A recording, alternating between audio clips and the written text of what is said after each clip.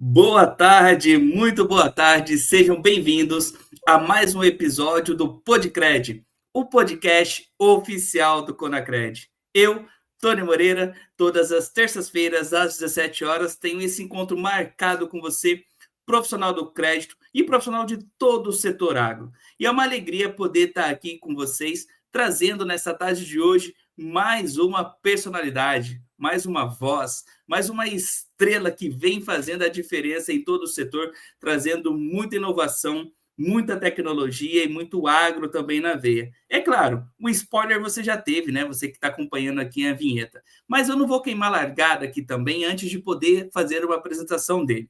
Mas antes de chamá-lo, você sabe o nosso compromisso aqui no Podcred, né? Então vai lá, você que está nos acompanhando aí pelo YouTube, se não está inscrito no canal ainda, se inscreve no canal, ativa o sininho, deixa o seu like, ajuda com que esse episódio possa chegar a ainda mais pessoas, né? Esse bate-papo leve, inteligente, descontraído que toda semana a gente tem. Se você está nos acompanhando aí pelo LinkedIn, se você está acompanhando pelo Instagram, também ajuda a gente. Deixa aí seu like, deixa seu comentário, compartilha com seus amigos aí, compartilha com seu time de crédito, compartilha com a sua equipe. Finalzinho do expediente, quando você vai ali terminando aquela planilha, enquanto você vai ali dando o finalzinho de feedback, um follow-up ali junto com o cliente, vai escutando aí, coloca o fone no ouvido, vai acompanhando esse episódio. E é claro, para com que a gente consiga fazer que esse episódio seja cada vez mais dinâmico, a gente conta aí com você também para deixar o seu elogio, para deixar a sua crítica, para deixar a sua pergunta para ele, né? Qualquer coisa que você quiser comentar aqui, se você tiver uma curiosidade, algum fato aqui engraçado também para poder compartilhar com a gente, esse é o momento. Coloca aí nos comentários para a gente poder trazer aqui e poder fazer esse episódio ainda mais feliz, ainda mais alegre, ainda mais produtivo. Já tem galera participando, já tem gente chegando por aqui. Olha só, Bruno Parra, boa tarde, Bruno, seja muito bem-vindo. A galera está chegando por aqui. Deixa eu só dar uma olhadinha, pessoal, aqui nas outras redes. Ele já estava aqui com a gente e acho que, assim, quem sabe faz ao vivo, né? O momento de suspense. Porque ele acabou saindo, mas ele já está voltando. Aí, já voltou, já tá. Quem sabe faz ao vivo. É desse jeito. Então vamos lá. Não vamos perder mais tempo e vamos trazer a estrela dessa tarde aqui para mais esse episódio, ou melhor, o 15º episódio do Podcast. Parece que foi esses dias que a gente começou, né? Mas não, a gente já está aí no 15º episódio. E hoje a gente vai ter esse privilégio de receber ele, que é cofundador e CEO da Docket, a maior legal tech do Brasil, referência em tecnologia e inteligência artificial para gestão de documentos. Ele é empreendedor Endeavor, ele já foi eleito também empreendedor do ano pela Ernst Young em 2023 e traz também consigo aí uma visão única sobre inovação e crédito. Então, depois de tudo isso ter dito, você já sabe de quem eu estou falando, né? Então, venha ao palco. Pedro Rosso, seja bem-vindo ao 15º episódio do Podcred. Boa, brigadão, Tony. Obrigado pela apresentação. Super prazer estar aqui com você. A gente acabou conversando, descobrimos aí, nos conhecemos a longa data aí também, e Conacred também, sempre aí, maior evento do Brasil. Então, prazer estar aqui com vocês também. Obrigado pelo convite. Obrigado por essa intro aí maravilhosa e os elogios. Então, muito bom estar aqui hoje. Maravilha, Pedrão. É uma alegria. Me dá essa liberdade de chamar de Pedrão? Claro. Boa, Acaba que todo mundo acaba chamando assim. maravilha. Se o homem me deu a moral, gente, pronto, tô feito. Pedrão, bora lá. A gente sempre gosta de falar aqui no Conacred, a gente ainda vai falar sobre Docket, sobre Legal Tech, sobre essa questão documental no agro, né? Sobre tudo o que a Docket vem atualizando, como você chegou até lá e tudo mais. Mas para a gente chegar lá, tudo tem um início, tudo tem um começo, né? Então a gente sempre gosta de saber muito as origens, porque muito dos frutos os quais nós colhemos hoje vem de muita coisa plantada lá atrás, né? Então, assim, quem é Pedro Rosso? Da onde veio ele? De qual cidade? De qual estado? Quem era o Pedrinho? Pedroca, sei lá como te chamavam lá na infância. Mas conta pra gente um pouquinho da sua origem, um pouquinho da sua infância, da onde você veio, Pedro? Boa, Tony. Faz bastante tempo já, né, que tem que parar para pensar que depois dos O quê? 40 25 fica mais anos, Pedro, mais ou puxado, né? menos? Já pensou? O... Não, mas, poxa, cara, a boa parte da minha família veio do interior, então, assim, origens de Ribeirão Preto. Então, toda a família da minha mãe veio de lá, que foi a família que eu tive mais convivência. Todos produtores rurais, então, assim, 100% da família vem do agro, né? Produção, produtores, lá tinha muito cultivo de cana-de-açúcar, um pouco no passado, um pouco de pecuária, teve uma época, né, anos ali atrás, café, então vem muito dessa veia do interior, de família de produtores rurais, mas eu nasci em São Paulo.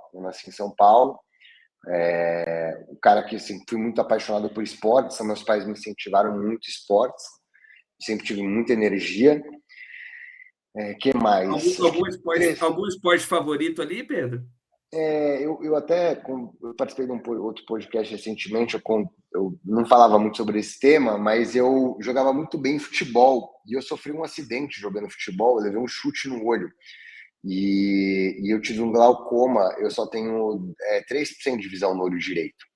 E aí isso me deu até uma afastada depois do futebol, eu tinha 9 anos na época. Então, aí eu fui fazer outras coisas, mas eu acho que ali eu realmente achava que tinha um futuro aí no futebol, quem sabe.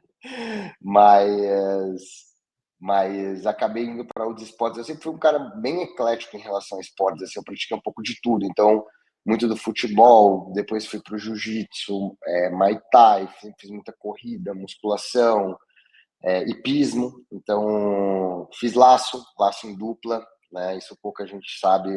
Que legal! Cara, eu ia todo final de semana para Ribeirão Preto e eu convivi muito nessa vida do sítio, do interior e da lida com gado, galinha e cavalo. Então, essa questão sempre teve como uma veia também de esporte. Aquele Cheguei a que fazer um pouco. se o cavalo visse, já saía disparado correndo, porque você sabia que você ia montar em cima. Tipo isso. Então, eu sempre gostei e gostei muito de natureza. Então, esporte sempre me norteou. Em contrapartida, eu sempre fui muito mal no colégio. Nunca fui bom aluno, assim. Então, eu não gostava de estudar, né? Então, assim, eu nunca gostei muito de estudar. Eu acho que tem um pouco de o que eu acho interessante também, ter um pouco de perfil, né? Então, eu preferi aprender muito mais assim na prática. Então, esse negócio de sentar muito na cadeira e decorar nunca foi meu forte.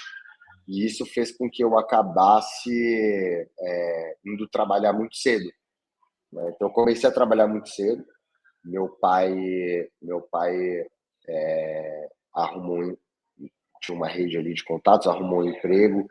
Então, falou, pô, você não está indo bem na escola, pelo menos vai trabalhar. E aí fui Ali não trabalhar tinha nem com 15 terminado o anos. ensino médio ainda, né? Nada, eu tinha 15 anos, que foi meu primeiro emprego, office boy, e foi muito bom, porque o trabalho foi algo que eu me descobri, assim, né? Então, eu gostava do que eu fazia, me deu uma independência financeira.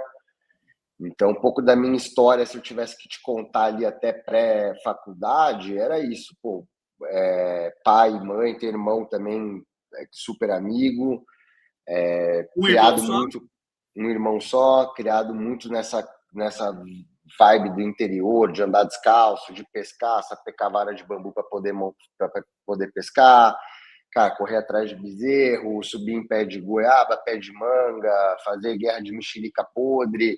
Cara, tinha essas coisas do interior, né? Então, vivenciei muito isso, entendeu? Fugir de galinha. E eu A comecei a diferença entender um sua de pouco. idade para o seu irmão é muito grande, Pedro? Cara, 5 anos, assim, né? No caso do meu irmão, 5 anos. É... E... Mas aí, acho que depois, ali, quando eu tinha pré-adolescência, meu irmão sofreu um acidente. Meu irmão passou, cara, um acidente também, ele entrou em coma diabético. E Nossa, aí, e aí deu uma mudança, mudou bastante, assim, né? Um pouco desse do sistema familiar. Meu irmão é um cara, pô, ele é um puta guerreiro, assim, superou várias coisas, tudo, mas teve esse ponto. A diferença é de 5 anos, e acho que muito por conta disso também eu comecei a ficar mais rebelde, então eu ia mal na escola e etc. E aí que eu vou trabalhar cedo, né? E, e eu fui trabalhar, isso é um ponto curioso, assim, né? O meu avô veio de Ribeirão Preto e ele fez veterinária. E ele veio ser veterinário aqui do Jockey Clube de São Paulo. E meu pai, quando arrumou um emprego para mim, ele arrumou um emprego de office boy numa das cocheiras lá do Jockey. E, cara, eu cheguei lá para trabalhar, os caras me deram um rastelo, falou, pô, vamos limpar umas cocheiras aí. E eu achei muito bacana, porque eu adorava isso. Então, eu adorava o que eu fazia. Então eles assim, achando que estavam te jogando para qualquer canto e você é apaixonado por aquilo, né? não, o pessoal lá, gente boa. Meu pai mais nessa pegada de, pô, vai trabalhar pô, e eu falei, vou fazer veterinário. Então, isso influenciou muito. A minha primeira visão de carreira foi por causa disso. Eu fui trabalhar lá no Jockey, eu lidava muito com um cavalo, eu já tinha, primeira vez que eu subi num cavalo, eu tinha 6 meses de idade, e aí eu falei, vou fazer veterinária. Então, pô, tava muito com essa visão do que eu quero ser veterinário, porque eu gosto disso, eu gosto dessa lida com o animal, mas enfim, aí depois a minha tia é veterinária, meu tio era veterinário, e eu vi que o negócio era, putz, tinha que viajar muito, era um negócio exaustivo, etc., muito gratificante também, mas eu falei, pô, talvez não seja tanto que eu quero, e aí que eu decidi de fazer administração. Daí eu decidi fazer administração em Ribeirão Preto. Então, eu estava muito estressado da minha vida de adolescente revoltado, falei para minha mãe, ó, não tem como eu mudar lá para o interior, tem a família inteira lá, aqui em São Paulo tá muito estressante, né? Imagina. Aí minha mãe falou, não, beleza, vai fazer, vai, né, a gente dá um jeito, tal, você vai trabalhar quando você for para lá. E eu fui fazer administração lá em Ribeirão Preto. A sua primeira escolha então, de faculdade ali foi Era administração. administração. Sabe por quê, Tony? Eu tinha um negócio que assim, que é também bem bacana. Eu sempre gostei muito de negócio, né? Do business, assim, né? Então, eu sempre li muito desde adolescente. E eu sempre gostei muito de livros de negócio. E eu lembro que a primeira revista, que era super caro na época que eu quis assinar, foi a revista Exame, que era muito aquela questão do CEO, né? Ou não sei se você é dessa época, mas na minha época, com 15 anos, a revista Exame tinha as melhores do ano, né? Era um Lembro. negócio muito Eu era bacana louco para ser assinante da Você S.A. da Você Nossa. SA. Uhum. Então, eram super caros, né? Eu lembro que eu peguei, acho que no meu segundo ou terceiro salário, eu falei, pô, vou assinar. Então, eu sempre tive esse negócio de querer trabalhar de negócio. Então, eu falei, pô, como é que eu faço isso? Administração. E aí eu fui fazer em Ribeirão Preto administração. Eu acho que eu não tinha maturidade para conciliar essa vida de gestão de morar sozinho, estar num lugar novo, com estudo, e aí eu acabei mais aproveitando do que estudando.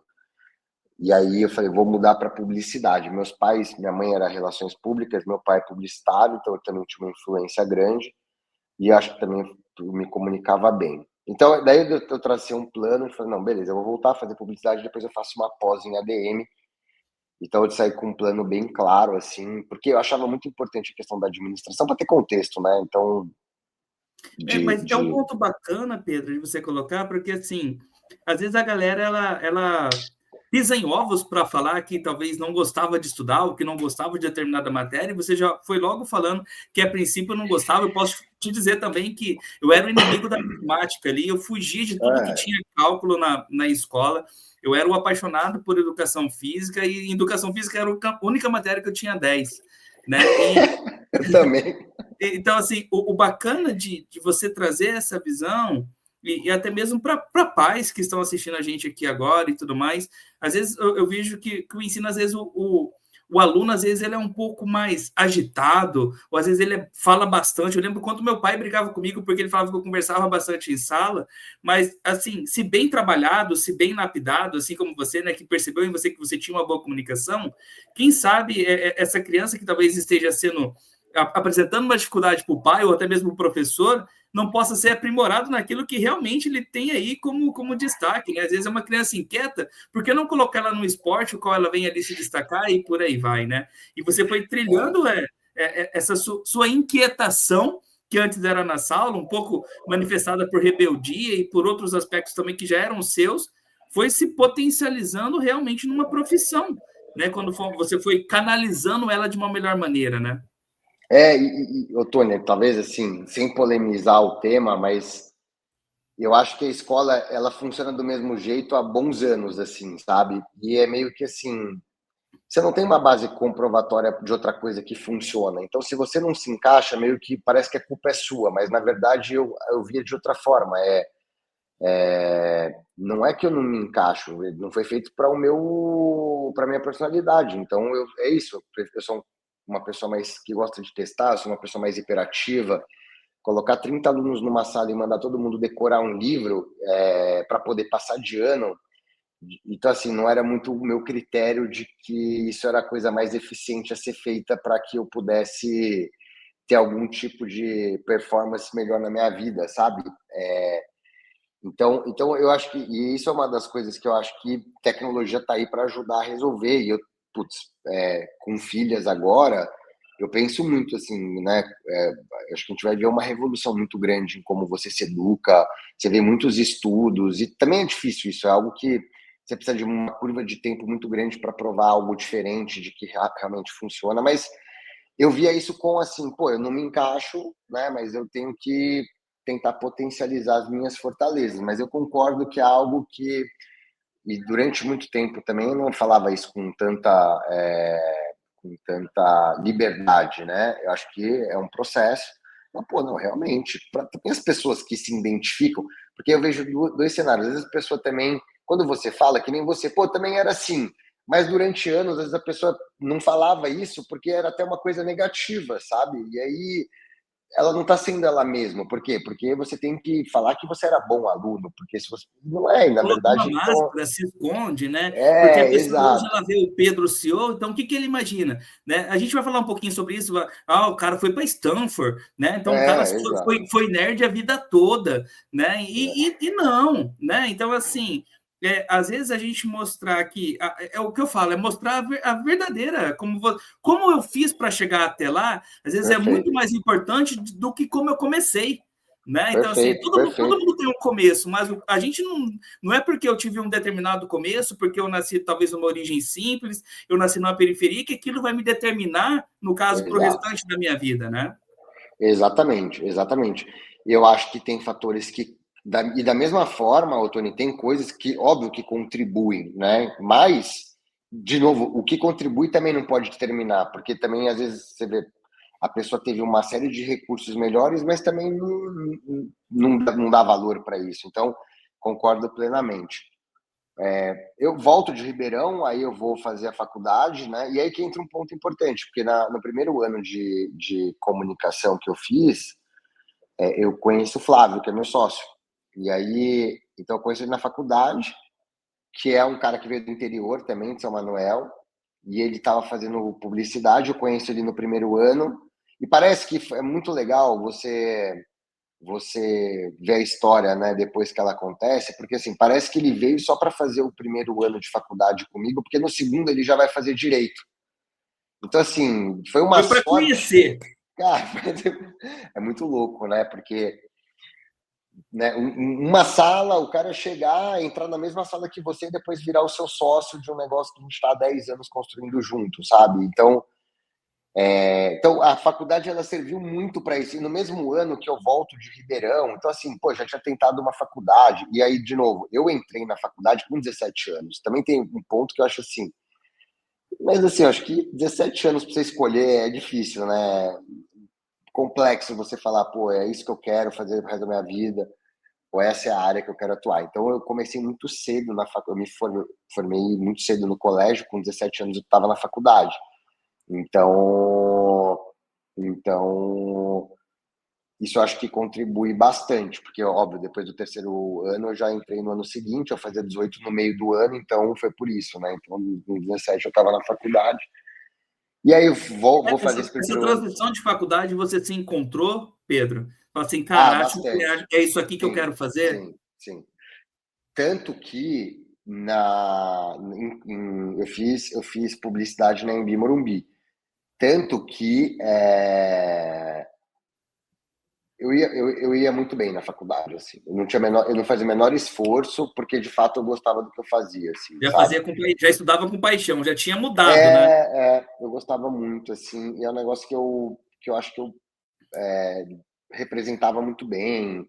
Meus amigos falam, eu era uma pessoa que eu me divertia na faculdade, então eu não deixava de me divertir, mas estava fazendo um trabalho, assim, eu entregava muito bem, assim, sabe? Então, zero desafio na faculdade. E depois eu vou fazer FGV, né? A pós-graduação da GV. Aí eu estudei muito. Aí eu estudei muito, assim. Aí foi a fase que, de fato, talvez ali o que eu não tenha estudado na Ah, minha adolescência. Nesse período, já tinha ideia de docket na sua cabeça, Pedro? Nada Não, ainda? o Assim? que o, Você trabalhava no mercado? Como que era a sua posição nesse momento? deixa eu te contar o paralelo, então, Otônio.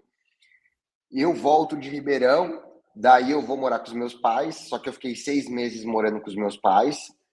Não me adaptei, saí de casa, assim, do tipo, cara, uma mão na frente, outra atrás. Falei, pô, não dá, entendeu? Chega, não vou mais morar aqui, já tinha morado sozinho. Aí falei, pô, beleza, eu tenho que sair de casa e eu tenho que me virar. Sair sem R$ 1 no bolso.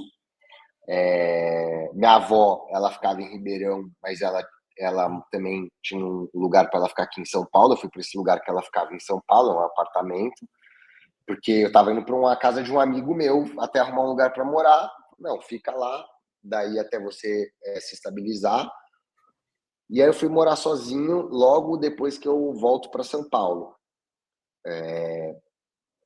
Aí passou um tempo, né? Vida normal com meu pai, com minha mãe. Meu pai me ajuda a arrumar um emprego. Aí o primeiro emprego que eu fui ter foi, cara, eu fazia. Isso eu já estava na faculdade, mas eu precisava me manter. Eu fui fazer. Sabe aqueles. Na época tinha câmera digital, sabe? Da Sim. Canon, da Nikon. E aí, cara, essas lojas de departamento, tinha Finac, ficavam uns caras fazendo demonstração dessas câmerazinhas. Eu fazia isso, entendeu? Olha só. Eu fazia isso daí. E, cara, fazia tipo promotor de vendas de câmera fotográfica. E foi. Na época eu morria de vergonha, cara, mas assim, me ajudou demais, porque você tem que abordar aleatoriamente as pessoas e é um trabalho de convencimento muito rápido, então é uma questão meio de você estar na rua ali lidando com o cliente, né? E isso eu fiquei uns 6, 8 meses. Aí depois eu fui para a agência, daí eu fui para a agência de publicidade. Nossa, aí eu trabalhei muito. Eu trabalhava em uma agência que fazia produção. Então era uma agência 360, mas eles faziam uns baita eventos, tipo Arena Band FM. Que E aí legal. eu fazia toda a produção e eu trabalhava Uma muito. escola ali, né? Uma escola, cara. Eu trabalhava muito. E de final de semana, para fazer bico, eu também fazia produção de evento. Então eu fazia, sei lá, show do Zezé de Camargo e Luciano, ajudava na produção. Show sei lá, onde lá no Villa Country. Cara, sempre ia trabalhar com produção. E eu também era aqueles caras que faziam sampling, né, degustação de produto. Só que eu fazia em evento. Então, tinha até aquela marca de suco famosa, aí eu pegava o carro, e tem várias histórias engraçadas disso, assim, mas muito engraçadas. Eu pegava o carro, ia fazer o evento, sei lá, Futebol das Estrelas em Americana. Aí eu levava o suco, levava o carrinho, levava o inflável, ficava lá. Ou se não, ia fazer, sei lá, micareta tal, aí ia fazer uma ação de ativação. Cara, Isso a Globo não mostra, né, não Pedrão? mostra. Cara, ralava pra caramba, Mas para ter a minha grana, para ter as minhas coisas, eu cheguei a trabalhar de sapato furado, assim, sabe? Tipo, cara, o Flávio pegou bem essa época. Aí eu vou para uma agência de branding, aí isso foi meio perrengue. Aí nessa época eu engordei pra caramba, cara. Eu engordei muito, porque eu só trabalhava. Aí eu cheguei a bater, aí eu pesei 120 quilos, assim. Eu saí de 75, cheguei a 120 quilos, fiquei pré-diabético. Aí teve um outro lado, eu comecei um processo muito grande de disciplina, de emagrecer, voltar para o meu peso, etc. Eu perdi 47 quilos em 1 ano e meio, porque meu irmão, ele é diabético tipo 1, então eu sabia ali dos desafios, né? E aí eu fui trabalhar numa agência, e é muito bacana também a história. Eu sempre tive líderes muito bons, assim, né? Chefes, líderes muito bacanas, então, putz, isso eu tive sorte, assim. Então, sempre aprendi muito com os meus gestores, e nessa agência eu estava atendendo um grupo de restaurantes, que era um grupo grande aqui em São Paulo. Você é de São Paulo, Tony? São José dos Campos, São José dos interior. Campos. Aqui em São Paulo tinha uma época, ali nos anos 2008, tinha uma rede de hamburguerias, chamava General Prime Burger. Depois eles montaram um restaurante chamado K, depois outro Italy. Era um grupo de casual dining, que era faturamento gigante, mais de 1.000 funcionários. E o proprietário, né, o CEO, ele tinha várias empresas. Era como se fosse ele tinha um family office privado, onde ele fazia investimentos fora, né, em alguns ativos, mas ele também tinha muito isso de construir business reais, assim, e depois colocar alguém para tocar, e ele ficava no conselho de administração. E um cara que se fez muito sozinho, assim. Esse cara foi empreendedor, ele é self-made total, chama Paulo Roberto Cres Moreira. Eu trabalhei 10 anos com ele e foi uma escola. Assim. Aí foi uma escola, porque eu saio dessa agência para ir trabalhar com ele. Então, ele constrói a primeira usina eólica do Brasil, que depois foi vendida para a EDP. O cara tinha a segunda maior gráfica de dados variáveis da América Latina. Ele tinha um negócio bem robusto. Você estava assim. trabalhando com uma inspiração lado a lado ali, né, Pedrão? E eu não entendia muito o que era isso do empreendedorismo. Quando eu vi ele, eu falei, pô, isso é muito gratificante. Óbvio, né? Assim, eu sempre, e aí entra o ponto curioso, eu sempre fui muito avesso a empreender, né? Nessa minha parte de adolescência, depois que eu fui trabalhar, pelo risco, né? Então, eu falei, pô, eu quero ser executivo de multinacional. Não sabia que executivo de multinacional também estava com o CPF em jogo também, né? Mas assim, na época eu achava que não. Mas eu achava que não. Eu falei, pô, tem que lidar com, né, toda questão, imposto, complexidade, burocracia. Então, eu prefiro trabalhar para os outros. Então, era meio a vez. Quando eu trabalhava com ele, que eu vi, nossa, cara, que interessante. Esse cara é muito esperto. Esse cara é muito esperto. É uma skill de estar ligado no business, estar por dentro, estar muito na barriga do balcão, assim, 10 anos trabalhando, um cara muito presente no negócio, sabe, assim, eu não estava com um plano claro, mas até que nisso ele começou a investir numa empresa de cashback, no tecnologia, ele começou com uma startup, e ele falou, Pedrão, vamos lá, você não quer ser meu head de marketing, etc. Eu falei, não, bora, vamos fazer o negócio acontecer e tal.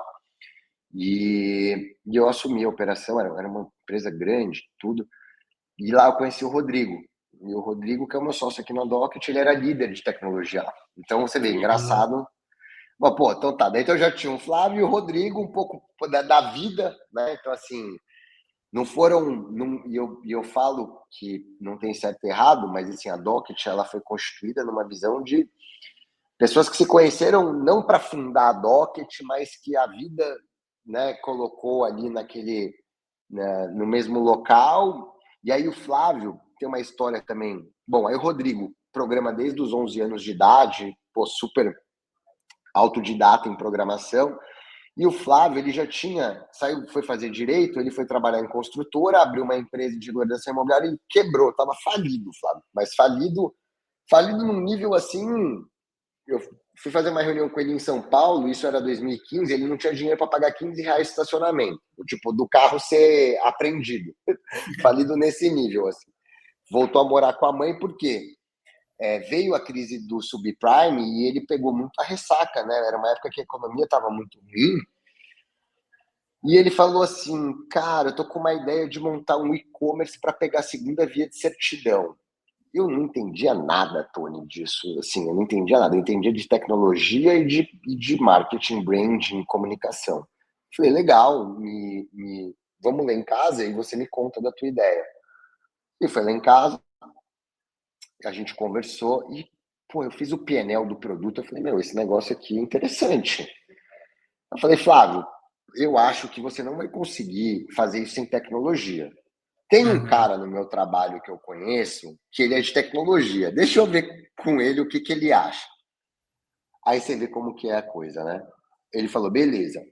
Eu fui no dia seguinte, lá para a empresa que eu trabalhava. Falei, Rodrigo, tem um amigo meu, isso era 11 de setembro de 2015, que é o dia do aniversário do Rodrigo.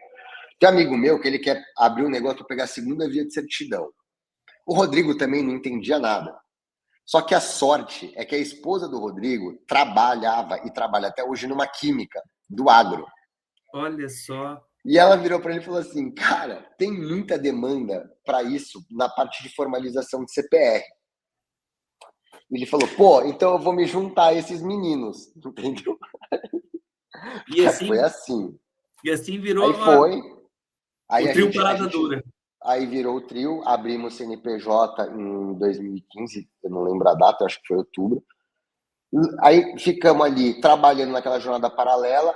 Em janeiro de 2016, a gente coloca o nosso e-commerce no ar. Chamava Cartórios com Você. Olha só. Foi o maior e-commerce para emissão de segunda via do Brasil. No primeiro ano, a gente faturou R$ 1 milhão com 10% de EBITDA positivo. Toma essa, esse E daí. Daí, professora, você que falava que eu era um bagunceiro, toma essa. o... Foi bem legal, foi bem legal. Mas assim, também quando eu falo o resultado final, mas assim, foi um ano super desafiador. A gente coloca o e-commerce no primeiro mês, R$ 25 mil. Eu e o Rodrigo trabalhando ainda, e era um e-commerce, então tinha alguém que ficava no chat, aí o Flávio ia almoçar, aí eu ficava no chat no meu horário de almoço, aí chegava à noite, a gente operacionalizava todos os pedidos, o Flávio trabalhando na lavanderia da casa da mãe dele, aí chega no meio do ano, o negócio dá uma crescida, aí vem um banco, pede 80 mil certidões pra gente, falou, pô, tem um mercado no B2B aqui, não tinha gente para operacionalizar, aí o coworking que a gente foi assaltado, quase que roubaram todos os computadores. O Flávio estava dormindo no carro porque não tinha dinheiro para pagar um lugar para ficar, dormia todo dia no estacionamento do carro. Cara, foi um caos, um caos. 2016 foi um caos legal, mas um caos. Saia contratando gente na rua, cara, porque assim, precisava de gente para ajudar a gente a operacionalizar, não achava. Aí a cada 3 meses mudava de escritório, porque o escritório ficava pequeno. Então você não dá o passo maior que a perna. Precisa bootstrap. Pô, vamos pegar uma sala de R$ 2.000 por mês. Aí depois, no mês seguinte, entrou o banco. Agora tem que ser uma de 50 metros quadrados. Então aí tem que ser maior. Aí muda, que mudava, a cada 3 meses a gente mudava de escritório. Mas isso falando, tem isso, parece que é bonito. É muito estressante. Isso é muito Não, estressante. imagino. Mas, Pedrão, é uma prova de que a disciplina realmente vence a motivação, né, cara? Porque, assim, momentos de desmotivação não faltaram para vocês, né? Mas, Não, assim, não. saber que podia fazer acontecer e ser disciplinados, no sentido de que, cara, vai dar bom, né? Fez com que vocês permanecessem, né? É. E a gente, Otônio, a gente cometeu um erro no começo. Quando a gente lançou e-commerce, a gente foi muito inocente. A gente foi muito inocente. Porque tinha uma demanda reprimida por isso. Porque o pessoal estava acostumado a ir no órgão. Você está entendendo? E o outro ponto, que é o seguinte. Não tinha ninguém fazendo isso no Google. Então, a gente ranqueava no Google, cara, absurdamente. E a gente falou assim, tá bom, como a gente vai fazer para atender? Não, vamos fazer só São Paulo? A gente começou fazendo isso no Brasil todo. Então, eu interajo com o Brasil todo, com os órgãos do Brasil, desde 2016. Só que imagina que eu não tinha a tecnologia que eu tenho hoje. Hoje o negócio é super. Hoje, para você ter ideia, a gente está presente em 5.400 municípios dos 5.500. A gente processa uma operação aqui na Docket a cada 3 segundos. Só Tudo nesse tempo de Podcred aqui já rodou um punhado. já foi um monte, já foi um monte. Tudo, cara, muito automatizado, pagamento para o órgão. A gente tem vários. Na época não era assim, o Flávio saía, sacava R$ 2.000 na boca do caixa, passava em todas as agências bancárias, porque cada órgão tem conta em um local, pagando, pegava todos os comprovantes, chegava no final do dia, tirava fotinho dos comprovantes, mandava para cada um dos por e-mail e esperava receber o documento para disponibilizar para o cliente. Olha só. Então a gente começou, foi muito MVP. Depois a gente foi colocando tecnologia. Aí em 2017 a gente, aí vou entrar um pouco, aí já começa a DOC. Então, Deixa eu só matar uma curiosidade aqui, Pedrão. E é bacana, mas só vou voltar uma casinha para trás aqui. bora. Diante de todo esse processo, né, a gente chegou a mencionar aqui, chegou Stanford na sua vida, né, cara? Foi. O quanto Stanford revolucionou assim ou foi importante para essa questão de inovação para você, Pedrão? Tipo assim, o que você pode trazer para a gente, ou então para uma galera que nunca teve essa oportunidade de fazer uma universidade lá fora e tudo mais? Cara, legal.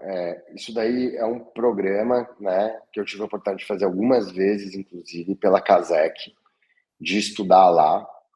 Putz, e engraçado você ter perguntado isso, porque eu, com 30 anos, eu estava na dúvida se eu fazia um MBA fora do Brasil ou se eu empreendia, entendeu? E eu não tive muita referência quando eu era pequeno sobre estudar fora do Brasil. Então, era uma questão mais de ver filme, sabe? Mas não que eu tinha. Isso para mim era algo muito distante, sabe? Pelo valor, né? Uhum.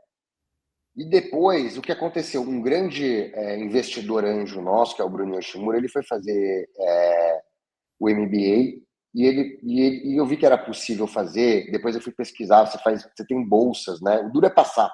O difícil é passar. Depois que você passa, tem várias instituições no Brasil que te subsidiam para você poder estudar lá e depois pagar isso super a longo prazo. Então, Que você vai bacana. entendendo que não é algo tão impossível, sabe? Mas quando eu fui para fazer esse curso, que não foi o MBA no caso, mas eu tive a oportunidade de ir lá algumas vezes, é muito revolucionário. E assim, cara, o que eu falo assim, ô Tony, eu não sei, cara, eu nunca tinha tido referência. Eu tô falando especificamente de Stanford, tá? Sei lá, eu já tive a oportunidade de visitar a Universidade de Columbia, em Nova York, algumas, talvez Columbia, MIT, Harvard não, mas assim, Stanford para mim é um negócio, cara, que é uma Disneylândia do estudo, assim. O negócio, ele é lindo. O campus, ele é impecável. Quando eu entrei no campus, eu falei assim, não, isso daqui é uma faculdade, não é possível, é um negócio muito grande, é muito grande. E eu acho que mais ali do que o campus é o ambiente de você estar em Palo Alto, e isso eu sinto toda vez que eu vou para lá. A gente foi para muitas vezes para Califórnia, isso foi uma graças a Deus, foi um negócio muito legal, né? Você empreende, tem investidores que estão nos Estados Unidos, então tem alguns investidores que são de fora. Então assim, volta e meia a gente vai para lá porque você tá muito na vanguarda ali, entendeu, Tony? Então as aulas são muito boas, sei lá, eu tive a oportunidade de ter aula com a Condoleezza Rice, por exemplo, sabe? Tipo assim, Que fera. ou sei lá, caras que escreveram os livros que a gente lê quando a gente empreende. Então, eu acho que tem esse lado que é muito bom. As aulas são boas, mas eu não sei te explicar. Quando você está lá e você está num ambiente de que você sabe que a inovação está acontecendo ali, e você sai ali do campus e você está num restaurante, está num bar, está num café, e está todo mundo com esse mindset do empreendedorismo, da inovação, é um negócio que, primeiro, a barra é muito alta. Você sente aonde a barra é muito alta. Então, essa é uma das coisas assim, você fala, putz, Querendo ou não, é bom que te puxa, né? exato. A vanguarda, né? Então, assim, tudo chega primeiro lá, não tem como você falar que não, né? Tudo bem, China né? Você pega um pouco de Ásia também vindo, mas assim, a gente aqui no Brasil, como Ocidente, consome muitas coisas que vêm de lá, então e lá é o berço da inovação. E isso te inspira. Então, acho que assim, é inspirador, né? E o formato de aula, enfim, são aulas muito práticas, muito dinâmicas. Então, eu acho que quem tiver oportunidade, que nem eu não tive essa referência, eu não vejo hoje assim algo tão parecido aqui. Eu acho que vale para ver, nem que vá para fazer um curso mesmo, ou você pode visitar o campus mesmo, né? Então, eu acho que vale para você aumentar a tua referência, né? Expandir, assim.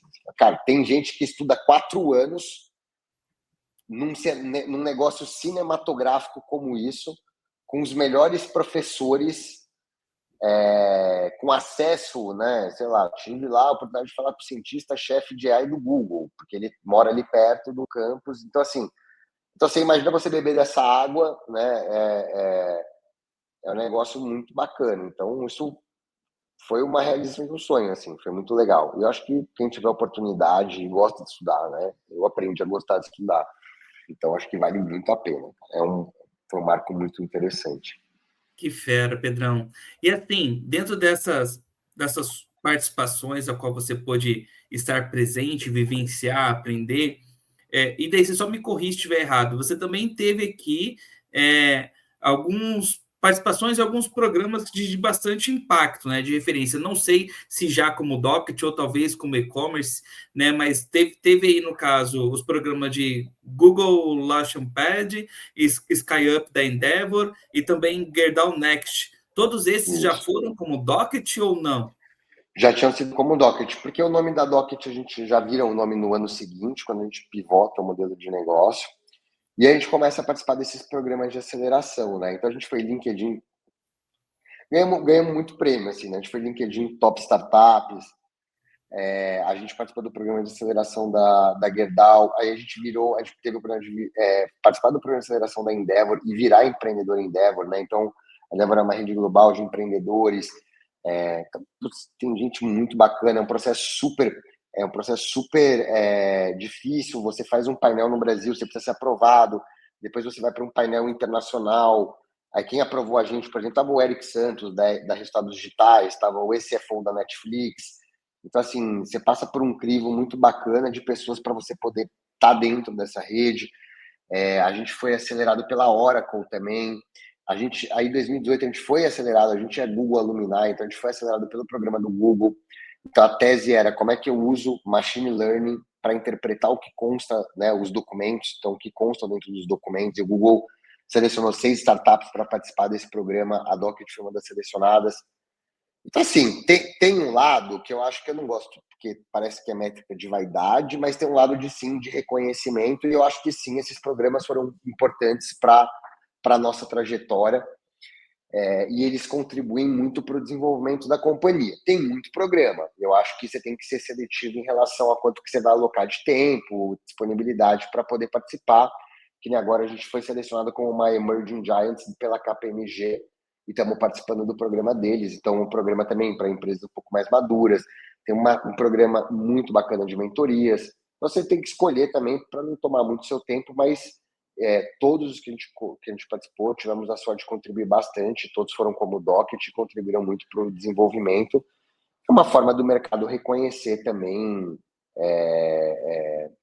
a gente, é importante, né? Principalmente no nosso caso, que a gente está criando um mercado. Então, esse mercado de obtenção de documento, Otônio, é um negócio que não existia antes. Quem criou isso foi a Docket, entendeu? Então, até quando você fala que quando começou a atender o Brasil todo, teve um know-how, uma experiência ali da esposa de um sócio ali, né? Quando na questão de trabalhar na usina. Mas não necessariamente vocês já começaram ali a atender no setor agro, atendia como um todo. Não. A gente era bem agnóstico. Hoje, os principais setores que a gente atua é serviços financeiros, a parte de real estate e o agronegócio, né? Mas a gente atua no agro desde 2016. Então, antes de virar DO, porque o nome a gente muda em 2018, mas eu estava com as duas operações em paralelo, eu já estava atendendo empresas, entendeu? Aí, 2017, eu capto uma rodada de investimento com um fundo chamado Canary, depois com a Casec, que é um outro fundo, em 2017, que é a nossa série A. 2018, a gente muda o nome para Docket, mas a mesma empresa, e a única decisão de negócio foi não fazer mais o e-commerce, mas a gente já tinha ali uns 4, 5 clientes grandes, e um desses clientes que a gente já estava atendendo era uma baita de uma empresa do agronegócio, ajudando eles em toda a parte de formalização de CPR. Então, a gente é agnóstico. Hoje, grande parte dos nossos clientes estão no agro, boa parte deles, mas a gente atende desde tá 10 anos atendendo o agronegócio.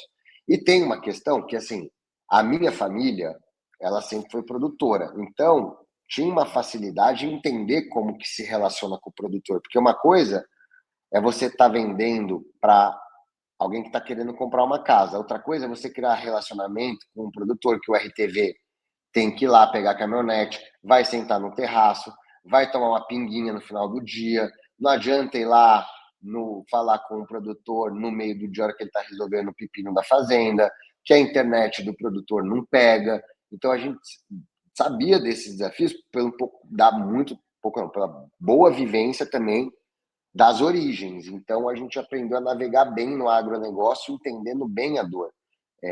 Isso fez com que a gente pudesse agregar valor logo no início, quando a gente começou a empresa, entendeu? E que fantástico, assim, Pedrão, porque, assim, essa virada de chave, né, é claro que vocês vieram trabalhando essa transição, mas foi às vésperas de uma pandemia, né?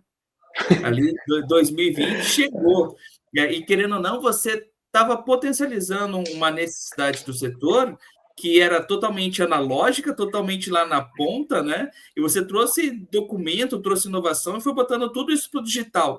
Pandemia foi um período de crescimento ou também teve os seus desafios ali, Pedrão? Primeiro ano, a gente cresce pouco em 2020. A gente desarmou bastante as forças comerciais, né? Então, porque era modo de sobrevivência. De Sim, 21 para frente, a gente dobra de tamanho, olha só. porque digitalizou-se muitos documentos, né? Então, o nosso trabalho ficou muito fácil, né? Muito mais fácil, né? Ficou muito fácil, mas ficou muito mais fácil. Então, imagina que assim, eu levei quase 10 anos para construir essa infraestrutura. Imagina que hoje, toda vez que entra uma solicitação de uma operação na Docket, eu já sei quantos cartórios tem naquele município, qual que é o tipo de preço daquele documento, qual que é o nome daquele documento, o que aquele documento faz. Só que isso eu tenho para 5.500 municípios, são mais de 200 documentos diferentes. Então, assim, e todos esses caminhos de integração, eles já estão guardados aqui dentro do nosso tema. Então, quando o processo de emissão se digitalizou e eu já tinha toda essa interconectividade, essa infraestrutura já desenhada, a gente só, pum, acelerou. Então, mas é aquela questão de você ter sorte com preparo, entendeu? Porque, assim, se eu não tivesse com a infraestrutura pronta, eu não ia conseguir fazer isso, Total. mesmo com os órgãos se digitalizando. A conjunção do fator a gente ficou quase que 10 anos construindo infraestrutura, e isso significa automatizar, criar conexão. Só para você ter ideia, eu tenho uma plataforma que chama Financial, que ela é só para pagar órgão público. Porque para você pagar, às vezes, um boleto, uma DAGE, por exemplo, cara, é só em cima de uma instituição bancária. Então, eu tenho que ter conta em 30 instituições bancárias, porque tem o Banco do Nordeste, daí tem uma guia específica de lá, tem o Banrisul, que eu tenho que ter conta lá, tem Banco do Brasil que paga outro. Então, toda essa complexidade só para realizar o pagamento. Aí eu tenho que fazer isso em lote. Então, meu tempo de processamento hoje é todo automatizado. É quase que eu estivesse processando o pagamento em tempo real e disparando o comprovante em tempo real para poder receber no menor tempo possível. Tem uma infraestrutura muito robusta. Aí todas essas informações, quando eu abro ali a emissão, então fui lá pegar uma CND de IPTU em Balsas, esse processo, uma vez eu automatizo ele, eu guardo essa informação, eu tenho um dashboard em Balsas, a prefeitura está demorando 3 dias para emitir uma CND, sei lá, em Curitiba a prefeitura hoje está fora do ar. A gente tem um monitoramento quase que de vários municípios em tempo real dos status de emissões desses documentos para poder processar isso em escala. E isso não é web scraping, isso é integrações e isso é automações que foram construídas. Por quê? Porque são documentos que a maioria dos documentos que a Docket processa são documentos que são pagos. Então não é eu pegar lá e vai quebra um captcha aí e emite uma CND federal. isso, isso daí é Sonho meu, fácil. né? Não era O simples meu assim. tá bom. Quanto que tá a matrícula de imóvel, quanto tá a certidão de ter o teor de alienação fiduciária em Sorriso, e se tiver folha adicional, vai para quanto? Isso eu tenho que processar em tempo real de todo Matopiba, de Sorriso, de Lucas do Rio Verde, em período de... Isso aqui é loucura, isso aqui não é fácil, entendeu? A safra tá aí, a safra tá aí. Eu falo assim, eu não sei, eu falo assim, meu, safra pra gente virou o ano inteiro, né? Porque assim, antes era mais...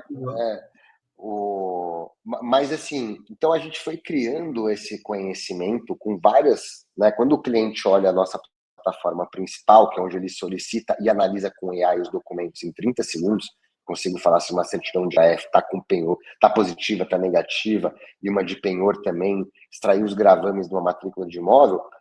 Para isso acontecer, a gente tem uma infraestrutura rodando por trás absurda. Por exemplo, eu antecipo os pagamentos para os clientes. Então, assim, você tem dado que eu giro de antecipação, que eu pego o pico de safra aqui, que a gente processa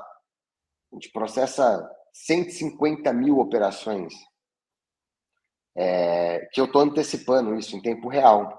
Olha o trabalho que eu tiro da trading, da empresa do agro, da química, da revenda. Por quê? O que ele fazia? Mandava o produtor ir lá pegar o documento, demorava 2 semanas para o produtor pegar o documento. Minha avó, eu fiz isso para minha avó. Cara, eu estou para regularizar a Gleba A da Gleba B lá há 1 ano no INCRA, cara. Olha só. Entendeu? Então, tipo assim, eu sei o que é a dor disso daí. O que o cara fazia? Vai lá você, toma isso daqui, ó, quer fazer uma operação agora? Vai lá você pegar a documentação. Tá batendo um sol aqui, que é o pôr do sol aqui atrás, por isso essa luz aqui, tá? Tá tranquilo, perdão. Então, a gente foi vendo isso, mas, de novo, a pandemia acelerou muito, mas porque é uma conjunção da infraestrutura por trás, ela também tá pronta, senão a gente não teria surfado, entendeu? Correu muito para a galera poder tá tranquila agora, né, Pedrão? Não, tranquilo assim, não, nunca, tranquilo nunca. Tranquilo tá caminhando melhor, né? Eu falo que, assim, empreender é montanha-russa, né? Você escuta essa... Eu acho que muitos aprendizados, mas eu acho que em termos da entrega, a gente sim... e também muito graças ao time, né? Então, assim, a gente não constrói nada sozinho, um time muito competente, muito sério, cultura muito alinhada, isso é mérito, se a gente consegue fazer isso hoje, é mérito do time de engenharia e nosso time de ops, que consegue achar soluções para que os nossos clientes recebam no menor prazo e com a melhor acurácia e melhor análise do documento possível do mercado, e é o que a gente entrega. Então, a gente é líder de mercado, a gente é pioneiro, primeira empresa a usar AI para fazer análise de documentos com AI, cara, a gente é líder desse mercado disparado, maior market share desse mercado, mas graças ao time que a gente tem um time muito bom aqui também para ter conseguido executar isso, né? Fantástico, Pedrão. A gente está chegando aqui a 55 minutos de bate-papo, parece que a gente começou agora, terminando esse primeiro bloco aqui, e é claro que agora é aquele momentinho onde a gente garante o leitinho das crianças, né? E a gente faz um momentinho merchan, Pedrão, porque assim, eu preciso garantir aqui o pão de cada dia. Então, é claro que agora a gente para um pouquinho aqui para falar sobre o maior evento de crédito agro da América Latina. Então, se você ainda não se inscreveu para o Conacred, não perca essa oportunidade. Docket é uma das empresas que vão estar lá conosco, sendo uma das protagonistas, né, nesse maior evento, que vai acontecer nos dias 12 e 13 de novembro no Centro de Convenções FEI Caneca. Então, eu não vou ficar aqui perdendo tempo, eu vou dar só um gostinho para vocês do que é um pouquinho de Conacred, e se vocês quiserem, eu tenho uma promoção para vocês, para soltar aqui daqui a pouquinho. Então, pegue esse vídeo e experimente um pouquinho do que é Conacred. O setor de crédito agro está mudando e o Conacred 2025 será o palco dessa transformação. As mentes mais brilhantes do mercado estarão reunidas para discutir novas modalidades de crédito, recuperação judicial, gestão de riscos, inovação, tecnologia e tendências. Serão mais de 1.300 participantes conectados, prontos para explorar as tendências e oportunidades do setor. No Conacred 2025, especialistas renomados trarão análises aprofundadas e perspectivas inovadoras. Você terá acesso a ferramentas e soluções apresentadas pelos principais fornecedores do mercado. O espaço VIP vai te proporcionar conexões estratégicas em um ambiente exclusivo. Além da apresentação dos resultados da pesquisa anual do Crédito Agro e do Conacred Awards, que vai premiar as melhores inovações e cases de sucesso do agro brasileiro. Será o maior. Eu falei que era só um gostinho para vocês.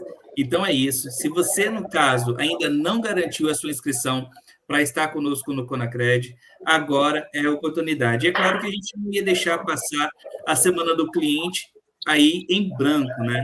Então, você, se quiser fazer seu upgrade para VIP, se você quiser garantir a sua inscrição VIP, ou se você quer também ali participar conosco dentro do público, dentro do congresso, na plenária ali, onde mais de 500 pessoas ficam ali recebendo e escutando todo o conhecimento de pessoas assim como o Pedro, né, que sempre partilham coisas boas conosco. Faça a sua inscrição durante essa semana. Então, até o dia 12, sexta-feira, às 18 horas, nós temos descontos aí de até 25%, né? Então, já pega aqui o seu cupom, ó, o cupom está passando aí embaixo. Pega seu cupom, vai lá, entra conacred.com.br, faz a sua inscrição, coloca o cupom e garanta o seu desconto, tá bom? Aproveita essa semana, porque desconto igual esse, acho difícil de ter novamente, hein? Boa! Boa, Pedrão. Agora, partindo aqui para o nosso segundo bloco, né? A gente falou um pouquinho sobre trajetória, falou um pouquinho sobre estudos e tudo mais, a gente chegou aí sobre questões de inovação e por aí vai.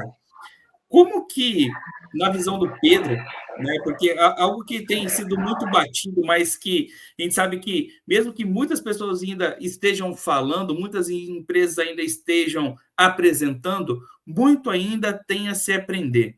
Então, como que a tecnologia e a inteligência artificial tem transformado principalmente essa gestão documental dentro do crédito? Boa, Tony. Olha, os últimos 3 anos eu acho que teve uma exponencialização absurda com a questão dos LLMs, né? Então a gente vê aí OpenAI, mas outros LLMs surgindo também. A gente acredita na AI para parte desse processo da esteira do crédito agrícola muito antes disso, desde 2018. Então, quando eu falei, a gente participou do programa do Google para poder utilizar machine learning, né, ou a inteligência artificial, para não precisar ler o documento. Então, a gente brinca que não abre o doc, abre a docket, né?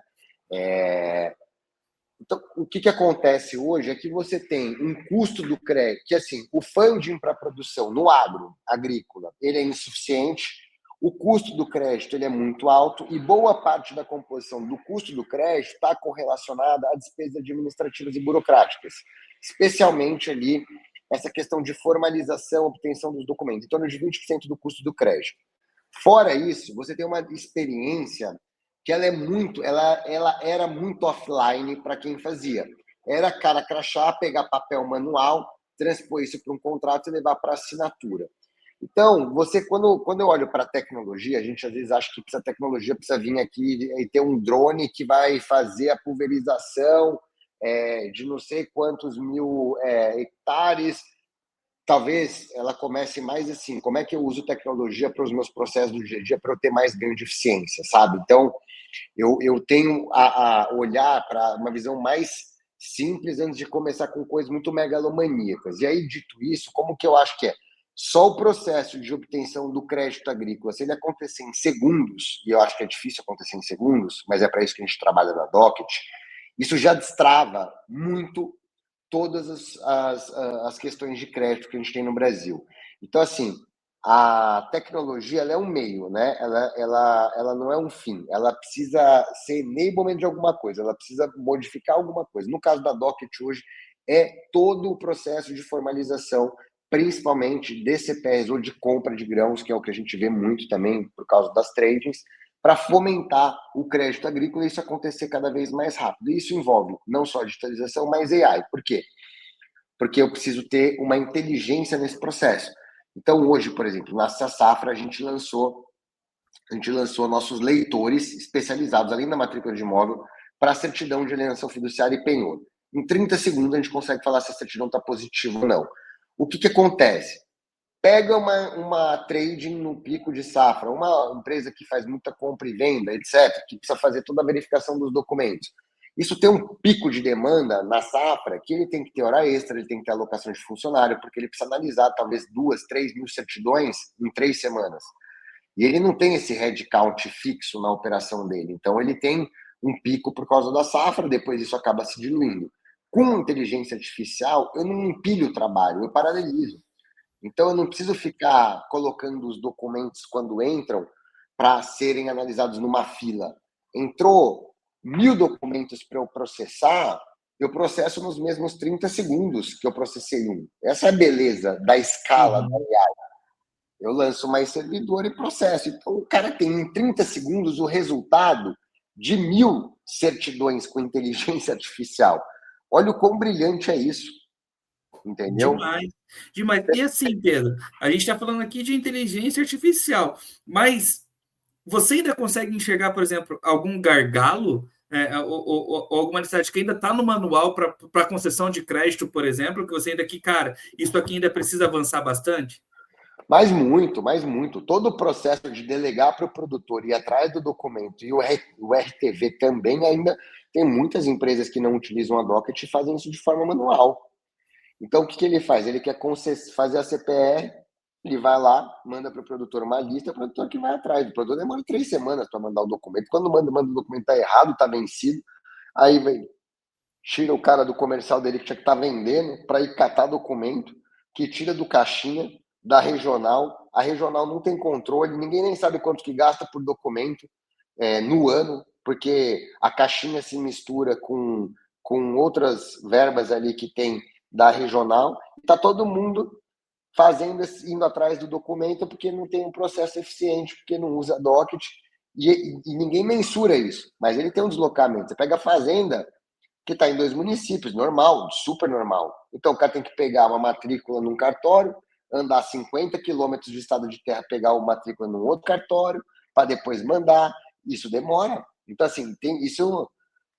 Quem usa Docket é porque já sabe e já viu essa vantagem, mas é isso. E aí, quando você faz o ROI disso, você tem umas operações que acontecem de forma muito mais rápida e uma taxa de erro muito menor e você vendendo mais. Porque o produtor, hoje em dia, ele tem mais opção e ele quer quem está tendo melhor experiência para ele. A gente vê isso em todas as operações que envolvem serviço financeiro, porque no final do dia acaba sendo um serviço financeiro. Está muito mais sobre eu não preciso dar trabalho para o meu cliente do que eu não dando trabalho para o meu cliente, eu vendo mais do que eu não implementando o processo. Porque tem um pouco dessa resistência, entendeu, Tony? Poxa, mas meu time aqui agora, eu tinha 2 pessoas para conferir documento, etc. Elas vão ser alocadas para fazer o quê? Acompanhar o processo, ser mais estratégica, entendeu? Uhum. Até porque em termos de eficiência, com tecnologia, você consegue deixar. Não é que a pessoa não vai estar lá, ela vai estar lá, vai ter que acompanhar o processo, mas ela vai receber o documento bonitinho para juntar em talvez horas, entendeu? Ela não vai ter que ficar ligando, cobrando o produtor, conferindo, manda errado, volta, vai para assinatura, os dados não estão batendo porque ela foi lá e esqueceu de colocar o nome do fulano, não foi o sobrenome, volta para fazer o registro. Então, são todas essas falhas no processo, que é basicamente o que acontece, o antes e depois de Docket, né? Onde a gente muda muito o jogo, é isso. A gente pegou um cliente nosso cliente, e esse cliente estava falando que o produtor até se surpreendeu com o prazo que ele fechou a operação. Falou, cara, o que aconteceu aí? Falou, não, porque está usando a Docket agora, tá rápido, porque imagina, uma operação que demorava 45 dias, fazendo em 7, 10 dias, entendeu? Dependendo um pouco do comitê e etc., do processo, mas é muito significativo o ganho de tempo que você tem. E você fica com a plataforma como se fosse um CRM. Na safra seguinte, você tem todo o teu banco de dados do produtor lá. Clica num documento, renova toda a pasta do produtor, é ainda mais rápido, entendeu? Fantástico. E Pedrão, tudo isso ainda analisado com IA. Tudo isso analisado com IA, que é o que eu já falei, né? Então... Bom demais, bom demais.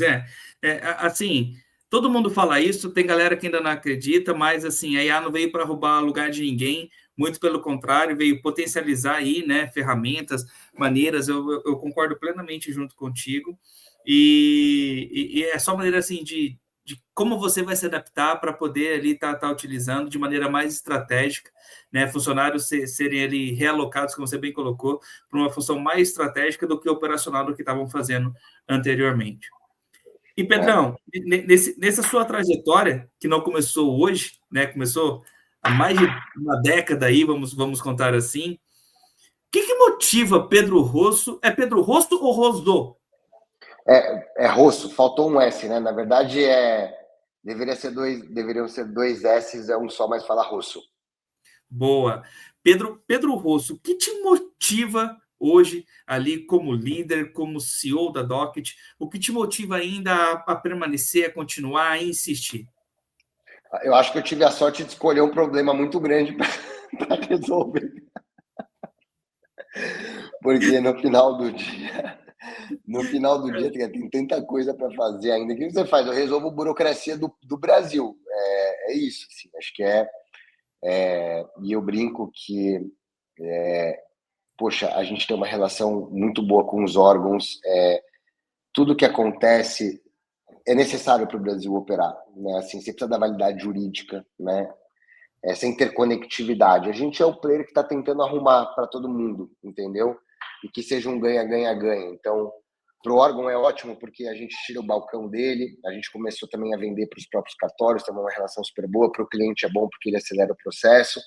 Mas é um problema gigante, assim. Você pega isso, e eu estou falando de agro, mas você pega, por exemplo, toda a parte de duplicata, né, escritural, que precisa conferência de firmas e poderes, que emissão de uma série de documentos comprobatórios, inclusive quando é CNPJ, financiamento, home equity, due diligence, é muita coisa. E o Brasil ele é muito fragmentado, né? Então, assim, são, como eu falei, 5.500 municípios, tem um nível de variação enorme. Então, o que me motiva é de saber que a gente tem muita coisa para fazer ainda. E agora, se você perguntar para mim qual que é o sonho grande, de fato, o sonho grande é fazer essas operações acontecerem em segundos, entendeu, Tony? Porque deveria ser tão fácil você abrir o teu banco, seja ele qual for, e falar assim, eu quero fazer uma CPR, e dar 2 cliques e está disponível o dinheiro na tua conta, entendeu? Porque você já levantou toda a documentação, óbvio, eu sei que tem outras coisas no meio que levariam, mas a experiência de uso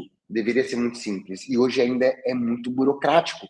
Por quê? Porque falta esse integradora do mercado. E quem que é a integradora do mercado? Que quer ser a Docket, para ajudar a tirar essa fricção e fazer com que seja simples para o produtor, para a pessoa que foi contemplada num consórcio, a empresa que está comprando um precatório, a empresa de energia que está fazendo uma due diligence, a indústria grande de florestal que está fazendo todo o arrendamento também, né, do florestal que tem que fazer o mesmo processo.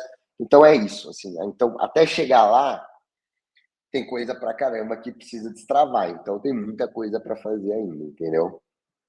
Fantástico. Eu costumo dizer que existe um tripézinho ali de que eu falo que é o que realmente encanta, é o que realmente converte, é o que realmente vende, que é velocidade, experiência do cliente e daí, no caso ali, o público por si só. Se você não for rápido nas suas decisões, nas suas respostas, daquilo que você solicita, seja um serviço, um produto, um retorno, você está perdendo para alguém que está sendo mais rápido do que você.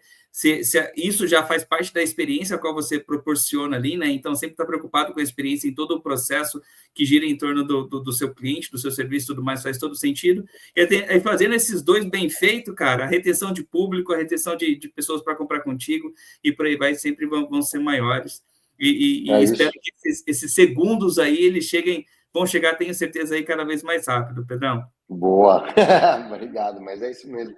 O cliente no centro, né? Eu acho que é um olhar sempre do cliente no centro e oferecendo a melhor experiência, usabilidade, com um time forte, engajado, cultura forte por trás, executando para fazer essa entrega para o cliente. Então, no final do dia é isso. Boa. Pedrão, agora a gente está chegando ao final do nosso episódio. A gente costuma descontrair um pouquinho mais aqui para o final. A gente costuma fazer algumas rapidinhas, que é uma espécie de um ping-pong, aqui onde eu pergunto e você responde. A gente começa aqui por comida favorita. Churrasco. Opa! Pedrão, agora você entrou num ponto delicado, porque você sabe que se a pessoa opta por churrasco, ela tem que falar o ponto da carne. E o ponto da carne compromete o caráter da pessoa, você sabe disso, né? É mal passado. Boa! O famoso sushimu. Sushimu, é carpaccio. Muito bom. Gênero musical. Varia, mas majoritariamente. O que foi mais influenciado foi sertanejo. E não tô falando isso por causa do agro, não. É de fato. Zezé de Camargo das antigaça, Leandro Leonardo, amigos, cara. Eu lembro que minha mãe me levava na festa do Leite de Batatais, cara, quando era criança. Que legal. Então, foi muito sertanejo, cara, na minha vida. Mas eu gosto de bandas específicas. Então, eu gosto muito de Imagine Dragons, eu gosto muito de Panic! At the Disco, então algumas bandas de fora também, mas mais que eu mais escuto é sertanejo. Boa.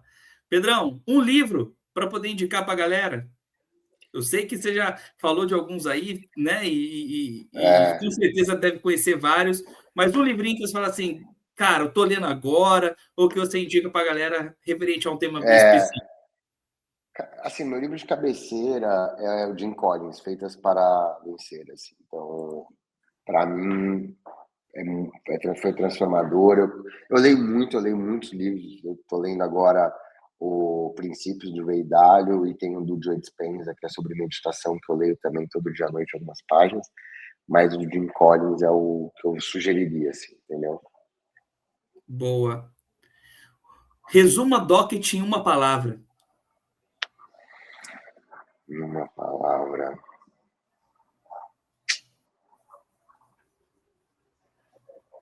Disrupção, né? Acho que a gente criou um mercado aí, disruptou o mercado, né? Às vezes eu olho hoje e falo, pô, como é que era feito antes? Pô, a gente criou um mercado do jeito que se faz toda essa orquestração, essa integração. Então, disruptou o mercado, não existia. Antigamente as pessoas era isso. Na década passada, né, nos primórdios, quem não usava a tecnologia mandava o cliente buscar o documento ou tinha um back-office para ficar fazendo isso manualmente, entendeu? Então, foi inventar um mercado novo. Assim. Boa, Pedrão. E agora a gente tem um quadro aqui que é bacana, que é o Dá Crédito para Quem? É claro que a gente sabe que muitas pessoas importantes passam pela nossa trajetória, pela nossa vida pessoal, profissional, mas alguns nomes, às vezes, a gente não tem como não mencionar. Eu, como sou um cara generoso, não vou te botar numa enrascada de te dar uma oportunidade única aí, Pedrão. Então, eu te dou a chance de dar crédito para 3 pessoas nesse momento. Nossa, 3 pessoas? Eu vou tentar colocar em algumas caixinhas, pode ser? Manda bora. Cara, eu diria que primeiro a minha família, então, e família considera pai, mãe, esposa, irmão, sou muito grato, porque tive muito amor, tive muito carinho, muito apoio, né? Eu vejo às vezes a pessoa falando que empreender, que a família não apoia, que a minha família sempre me apoiou muito, minha avó, né, uma grande influenciadora.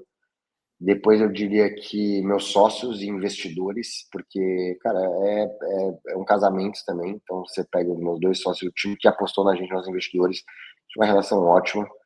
E eu diria daí a segunda parte, o time, e aí são várias pessoas, e os clientes que confiaram. Então, é uma tríade, assim, de... Talvez faltaria ali as pessoas que me inspiraram ou que me ajudaram. Eu fui muito mentorado, então, que nem o meu ex-gestor, todos os meus gestores que me influenciaram muito, e todos os outros empreendedores que pararam uma hora do dia para me dar uma mentoria sobre vendas, sobre produto, sobre alguma coisa que eu estava passando por um desafio, porque é se ajudar, né? E é isso, o empreendedorismo no Brasil ele precisa ser visto, né, de uma forma mais positiva, porque no final do dia a gente está construindo o Brasil aqui, né? O empresário, esse tipo de coisa, e ajudando a economia e tudo. E, pô, quando todo mundo resolve se ajudar, é muito bacana, porque acho que isso, o empreendedorismo é a força de um país, né? A tua capacidade de inovar, a tua capacidade de... Né? Quando o produtor rural é empreendedor, um empresário é empreendedor, né? Então, acho que para mim, e é um agente de transformação também, eu vejo muito isso, assim, sabe? Capaz de transformar vidas, né? Eu era uma pessoa que é isso, eu nunca fui bem no colégio. Cara, hoje você gera empregos, você contribui, você paga impostos, você emprega não sei quantas famílias, então é uma forma de você também mudar vidas, né? Então, essas pessoas, eu sou muito grato. Então, seria esses 4 grupos: família, sócios e investidores, time e clientes, que também ninguém constrói nada sozinho. Cada um deixou um pedacinho seu aqui de Docket, os clientes que dão os feedbacks, que acreditam, que contam com a gente, e esses outros mentores que me inspiraram, entendeu? Fantástico, Pedrão, fantástico. E para a gente poder fechar esse episódio, a frase de Pedro Rosso, no 15º episódio do Podcred. Ela pode ser sua, ela pode ser uma frase que você tem como mantra, pode ser de alguém que você admira muito, mas a sua frase para que a gente possa fechar esse episódio com chave de ouro. Boa. Eu acho que é uma frase que eu gosto eu me inspiro nela, não significa que eu atingi isso, tá? Então é bom deixar claro para não parecer prepotente, mas eu gosto muito daquela frase que fala assim, não sabia que era impossível, foi lá e fez. Porque o nível de complexidade que a gente lida aqui, se eu parasse para racionalizar para mapear o tamanho do problema, talvez eu não tivesse começado. Acho que a ingenuidade do começo faz você achar que as coisas são fáceis de serem feitas, e tem um brilhantismo nisso, tem uma beleza nisso. Então, essa ingenuidade de não achar que as coisas são impossíveis faz com que você as torne possíveis, e tem uma ingenuidade nisso. Então, eu acho que esse que é o grande ponto. Então, é uma frase que eu gosto muito. Boa, Pedrão. Esse foi Pedro Rosso, no 15º episódio do Podcred. Gostou, Pedrão? Muito bacana, super obrigado pelo convite. Aí, muito bacana a conversa, um papo também super descontraído, um pouco mais aí de curiosidades também. Então, brigadão. Que bom que puderam conhecer um pouco mais do Pedro e da Docket também. Muito bom. Somos nós quem agradecemos aqui em nome de todo o Conacred, em nome da nossa CEO Maíra Delfino, de toda a equipe, de todo o time. A gente tem um time ali todo dedicado também para que a gente continue cada vez mais levando conteúdo relevante, conhecimento sobre o crédito agro, sobre todo o setor aí para todo mundo que vem acompanhando o Conacred no longo desses anos.